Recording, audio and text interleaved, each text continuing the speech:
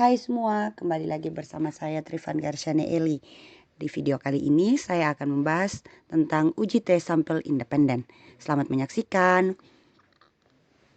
Pertama-tama kita harus mengetahui dulu apa itu sampel independen.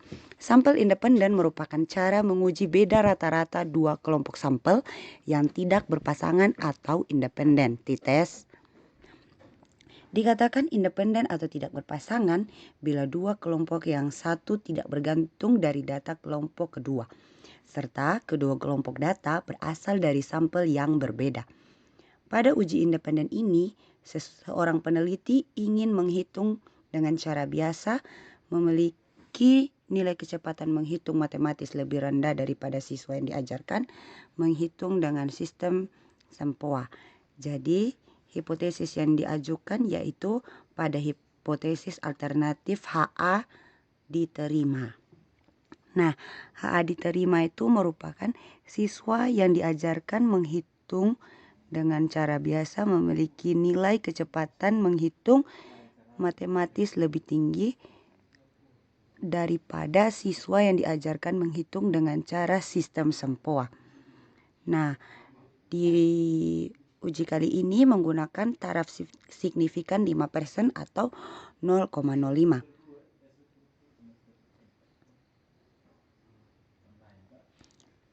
Nah, di video kali ini juga sudah tersedia tabel. Nah, pada tabel ini merupakan hasil data yang didapatkan dari angket. Nah, angket ini kita gunakan dalam mencari atau mengidentifikasi independentitas dengan menggunakan aplikasi SPSS.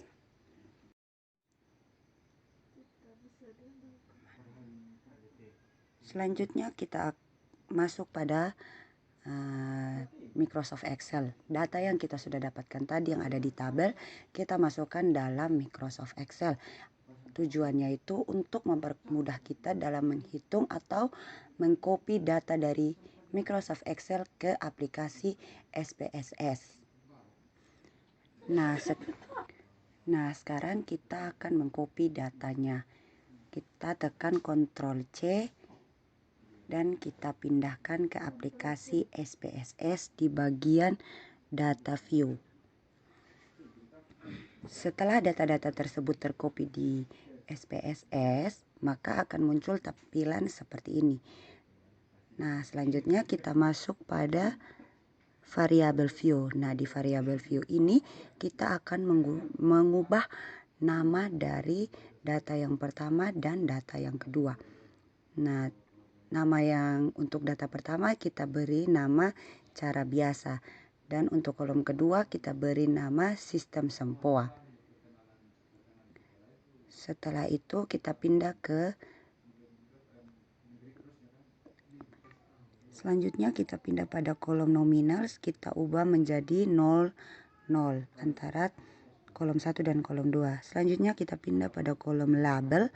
Nah, pada kolom label ini kita beri label cara biasa dan kolom kedua kita beri label sistem SEMPOA. Selanjutnya kita ke kolom measure, kita ubah menjadi scale antara kolom 1 dan kolom 2. Nah, terus kita pindah lagi kembali ke data view. Nah, penampilannya akan berubah seperti ini. Lalu model datanya juga akan berubah serta sudah ada pemberian nama. Nah, selanjutnya kita akan di data view ini kita akan menghitung normalitas dan kita pilih tabel analyze, lalu description statistik, baru kita pilih export. Nah, yang cara biasa kita blok lalu kita pindahkan ke dependent list. Sedangkan sistem SEMPOA juga kita blok dan kita pindahkan ke dependent list. Lalu kita pilih plots dan kita pilih normality. Selanjutnya kita tekan continue dan tekan OK. Maka akan muncul tampilan seperti ini atau tampilan outputnya. Nah, di tampilan outputnya ini kita akan lihat pada tabel test of normality. Di situ akan menunjukkan nilai signifikan dari data yang telah kita hitung tadi.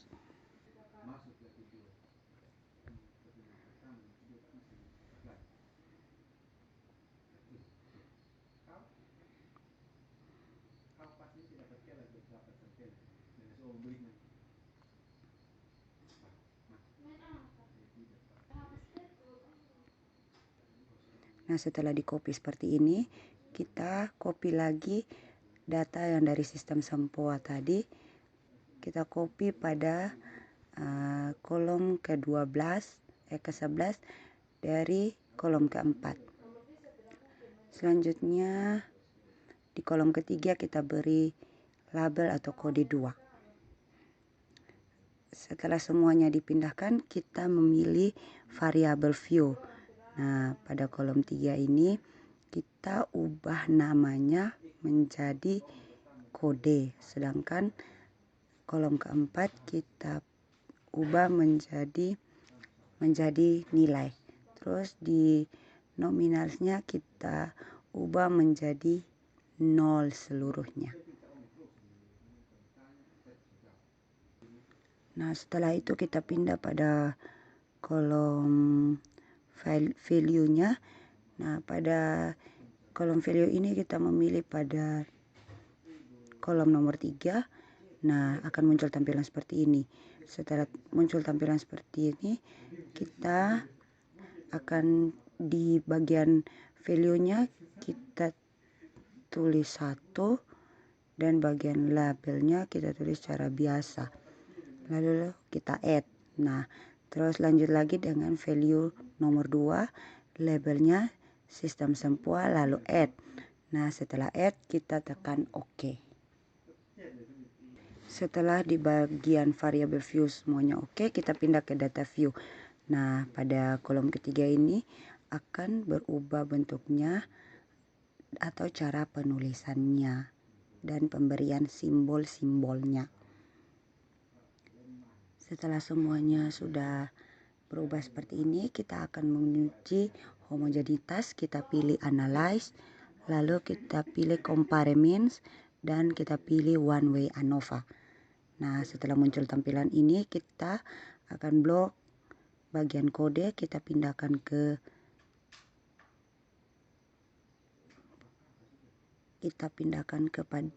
bagian faktor, dan nilainya kita blok, kita pindahkan ke dependent list.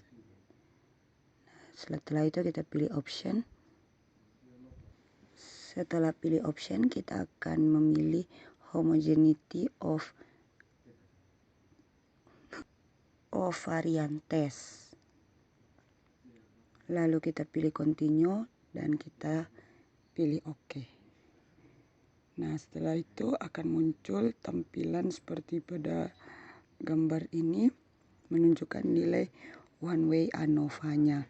Nah, di sini pada tabel yang sudah tabel inputnya, tabel outputnya, di sini memperoleh nilai signifikan 0,222, yang artinya data tersebut homogen karena data ini lebih besar dari taraf signifikannya, yaitu 0,05. Selanjutnya kita akan masuk dalam uji hipotesis. Nah, pada uji hipotesis ini kita pilih menu analyze dan kita pilih compare means, lalu kita pilih independent sample t-test. Nah, setelah muncul gambar seperti ini, tabel seperti ini, kita blok bagian kode dan kita pindahkan ke grouping variabel. Nah, pada grouping variabel ini kita pilih di grup 1 ini kita taruh angka 1 dan grup 2 kita isi dengan angka 2. Lalu kita tekan continue. Sedangkan untuk bagian nilai kita blok dan kita copy ke test variabel.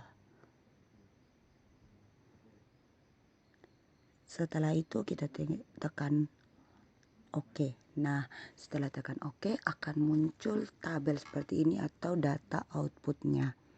Nah, di data outputnya ini kita akan melihat pada tabel, kita lihat pada kedua tabel ini. Nah, di kedua tabel ini yang menentukan apakah uji hipotesisnya diterima atau tidak. Nah, tabel-tabel ini yang kita sudah hitung dalam output akan kita pindahkan ke dalam Microsoft Word. Nah, sekarang kita masuk pada aplikasi Microsoft Word. Nah, di aplikasi Microsoft Word ini kita akan melakukan interpretasi data atau kesimpulan dari data-data yang kita sudah peroleh dalam perhitungan menggunakan aplikasi SPSS. Nah, pertama-tama kita akan melihat pada uji normalitas. Nah, pada uji normalitas ini berlaku kriteria pada uji normalitas, yaitu data akan dianggap normal jika skor signifikansi lebih besar dari taraf signifikansi, yaitu sebesar 0,05. Nah, sedangkan data yang kita peroleh pada tabel Shapiro-Wilk ini memperoleh nilai signifikan untuk cara biasa yaitu 0,601, sedangkan untuk sistem Sempoa 0,633, yang artinya skor signifikansi dari data tersebut atau data Shapiro-Wilk ini lebih besar daripada taraf signifikansi yaitu 0,05, yang artinya bahwa data tersebut normal.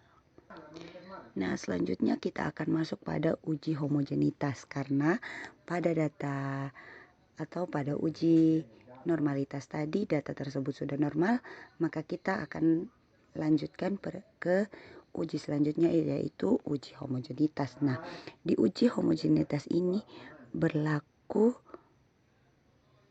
atau untuk melakukan uji homogenitas dengan kriteria data dianggap homogen jika skor signifikan lebih besar dari 0,05.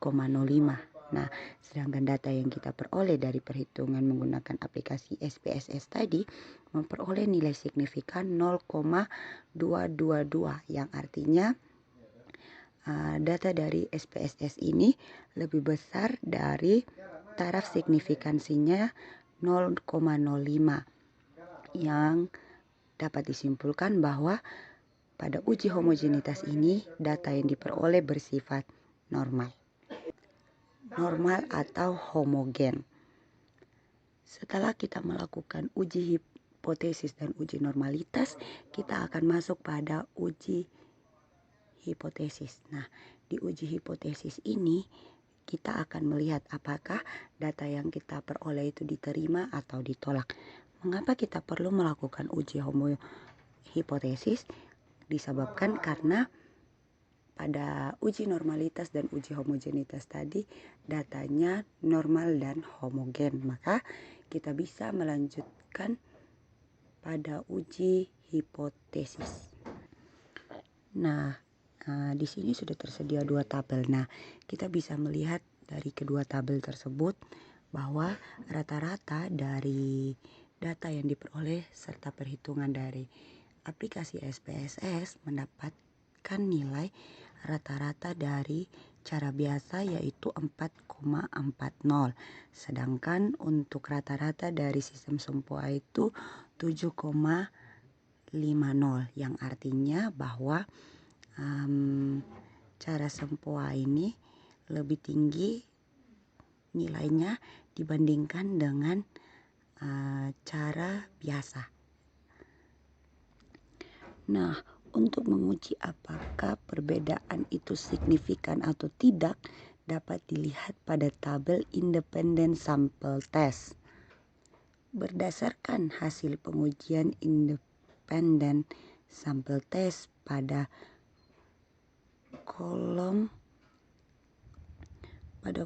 Test for Equality of Finances, diperoleh nilai signifikansi 0,222 lebih besar dari 0,05.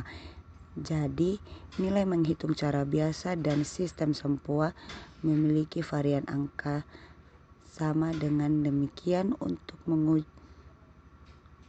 menguji perbedaan dua rata-rata nilai yang dilihat adalah pada equivariable Ashworth.